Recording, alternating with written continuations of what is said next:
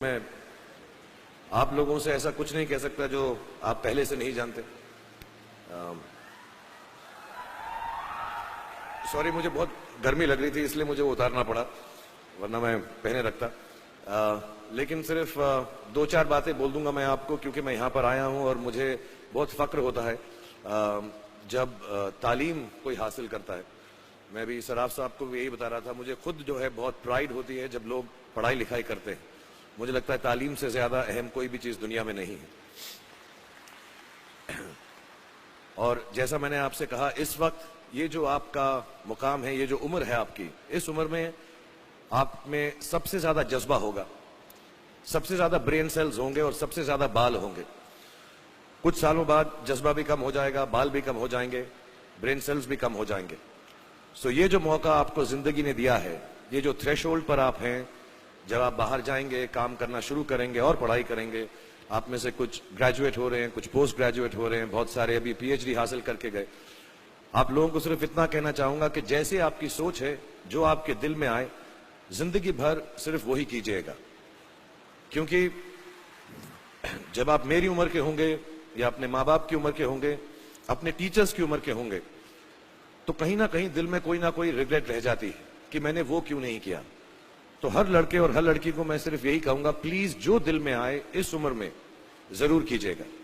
मेरे जो वालिद थे, मैंने जैसे बताया, बहुत पढ़े लिखे थे, तो उन्होंने बहुत गरीब भी थे, उनको कभी कोई नौकरी नहीं मिली, हार्डली उनके पास पैसे होते थे। जो भी बिजनेस उन्होंने शुरू किया, इतनी तालीम हासिल करने के बाद भी वो फेलियर ही रहा।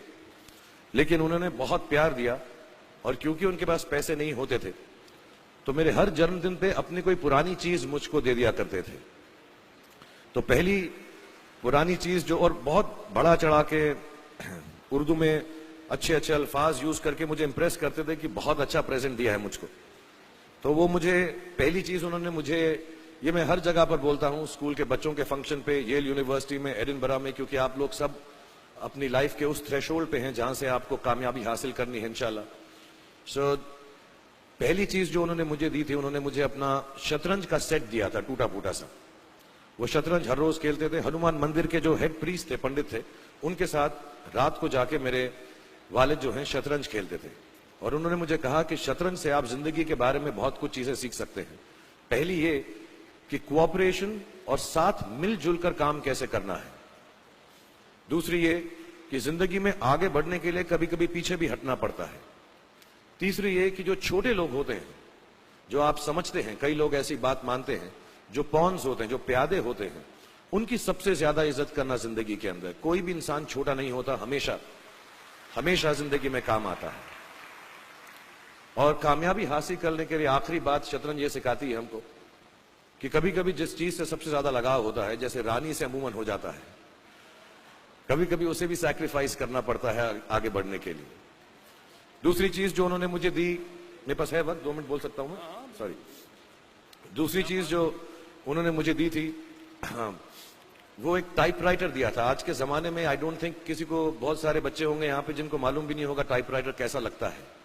अब सब कंप्यूटर पे काम करते हैं। तो टाइपराइटर के ऊपर जब आदमी लिखता है और अगर गलत लिखता है तो उसको मिटाने में बहुत तकलीफ होती है। So you have to be very diligent, बहुत ध्यान से लिखना पड़ता है। हम गलती नहीं कर सकते। और टाइपेक्स यूज करते थे टाइप को निकालने के लिए, कभी उंगली फंस जाती थी उसकी कीज के बीच में, मगर बहुत मेहनत से, बहुत डिलिजेंस से काम करना पड़ता था। तो जब मैं उस पर टाइपिंग सीखा स्कूल में कॉमर्स करते वक्त, so the only thing I realize is that practice makes you perfect. तो जो भी काम आप जिंदगी में करें, उसको डिलिजेंस से करें। ऐसा करें कि कोई गलती ना हो, अपना पूरा दिमाग लगाकर करें, सोच समझ कर करें।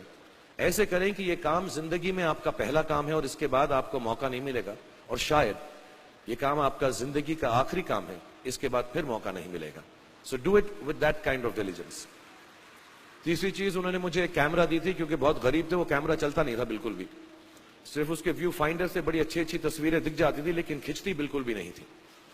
और इससे मुझे उन्होंने सीख दी कि जो हमारी क्रिएटिविटी होती है, हम जो भी, कभी कभी हमारी हॉबी होती है, कभी कभी हमारा उससे प्यार होता है, लेकिन हम उसको अपनी नौकरी नहीं बना सकते, अपना काम नहीं बना सकते। बहुत कम लोग ऐसे फॉर्चुनेट होते हैं जैसे मैं हूं कि जो मेरी हॉबी थी, जिस चीज से मुझे प्यार था, कलाकारी से, एक्टिंग से, वो मेरा पेशा भी बन गया।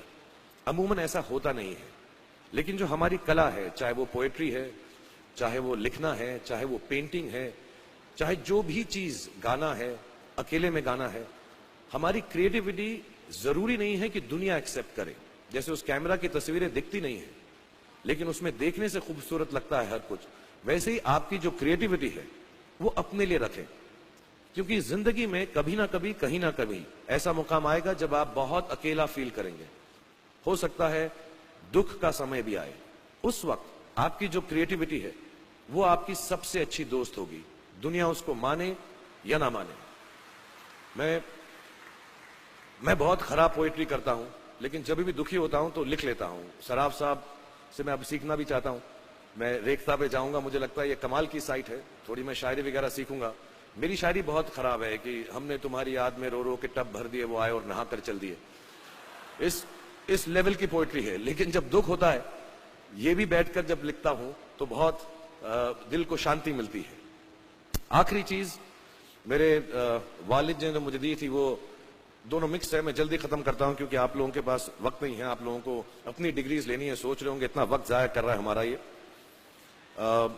तो मैं जल्दी से बताता हूं। एक उन्होंने मुझे कहा, एक सेंस ऑफ ह्यूमर हमेशा रखना जिंदगी में, हंसते हमेशा रहना, एक चाइल्ड लाइक इनोसेंस जरूर रखना। जैसे एक छोटे बच्चे की जो एक इनोसेंस होती है, जो उसका दुनिया की तरफ जो नजरिया होता है, बड़ा इनोसेंट सा होता है, उसमें कोई खामी नहीं होती, गलती नहीं होती, अभी दुनियावी बातें नहीं आई होती, तो वैसे ही रखना। कई बार बचपन में मैंने जब बदतमीजी की या कोई गलत काम किया तो उन्होंने सेंस ऑफ ह्यूमर से मुझे बचाया। और जिंदगी भर अगर आप अपने ऊपर, अपने हाल पे, दुनिया पे, क्योंकि लोग आपसे हर कोई बात कहेंगे, अच्छी बात भी कहेंगे, बुरी बात भी कहेंगे, क्योंकि लोगों का काम है कहना। अगर आप उसको एक सेंस ऑफ ह्यूमर से देख सकेंगे तो जिंदगी जो है बहुत बेहतर रहेगी। And last not the least, what my father gave me, what my mother gave me and what your parents have given you, आपके जो पेरेंट्स हैं, जो आपको दिया है, वो सबसे बड़ी गिफ्ट है, गिफ्ट ऑफ लाइफ। जिंदगी की जो जिंदगी एक खुद ही सबसे बड़ा तोहफा है हमारी जिंदगी, और उसको वैसे ही ट्रीट कीजिए। जिंदगी के अंदर जो भी मुकाम आए, जैसी भी चीजें हो, अच्छा हो, बुरा हो, कभी अंधेरा हो, कभी उजाला हो, हर चीज को रिस्पेक्ट कीजिए और जिंदगी में ग्रेस रखिए हर इंसान की तरफ।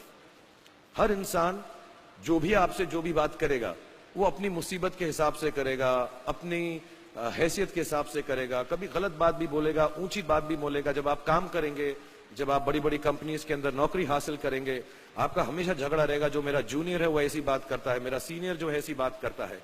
लेकिन सब जो हैं जिंदगी से जूझ रहे हैं, इस जिंदगी में कुछ बनने की कोशिश कर रहे हैं।